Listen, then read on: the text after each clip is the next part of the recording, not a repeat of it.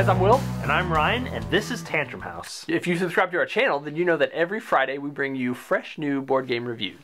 And most Mondays, Kickstarter Conniption with Kevin and Melissa spotlight a new board game project on Kickstarter. Our game, Steam Court, will be coming to Kickstarter very, very soon, so please go check that out. You can get more information at steamcourt.com. Today we're going to review a game that was on Kickstarter from Kids Table Board Gaming. So let's go ahead and judo chop our way into this Food Fighters Terrible 2 Minute Review.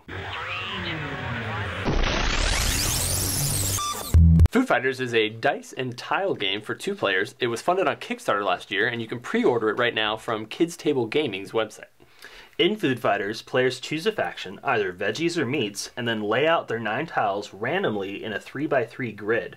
The goal of the game is to get 3 tiles that all match from your opponent. On your turn, you have several options and actions to choose from. If you choose to attack your opponent, what you do is you pick your character that you're going to use, pick one that he's touching and thinking about, and then you roll the dice. If you roll a splat, you successfully attack the opponent and you collect their tile.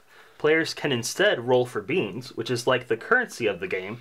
They can use this to buy additional dice, or crackers to use as shields, spoons to make long-range attacks, or frying pans to cover their thoughts up and make them indiscriminate attacking machines. There's several other little rules in there as well, but a normal game takes anywhere from 5 to 30 minutes. It's a nice game. It's intended for kids, but it has some simple strategy that parents can appreciate.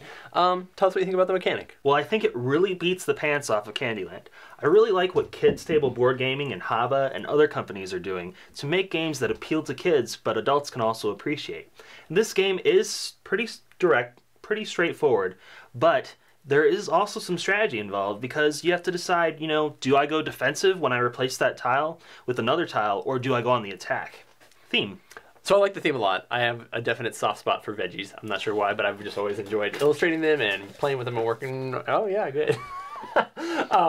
And I like that theme a lot. I think they've done really cool stuff with the artwork in it. I think it'd be really neat. I think they could do a lot of licensing with this. Like I could see a Plants vs. Zombies version or an Angry Birds version. So I think that there's some potential for taking it broader. I like that the components are really durable since it's intended for kids, and I think it works really well. Replayability. Well, I don't personally find it very replayable. I know that kids, like your 7-year-old, have been wanting to play it every night. And like twice during the day. Yeah, so I'm just not the target audience for it, and that's okay. Enjoyability. Enjoyable. It is definitely a kid's game. My 5-year-old and my 7-year-old have both been playing it off the hook with each other, with me. They've super enjoyed it, and I think one of the reasons I don't mind playing it with them is because it is kind of a different experience every time. I know we've had some times where the dice and the tile just line up perfect, and in 3 turns the game's over. And then other times, like we've been able to barricade a guy and make it hard to get to him, and so it's a fun game with a lot of variance.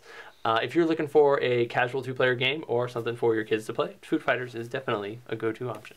Tantrum House gives Food Fighters 2 thumbs up.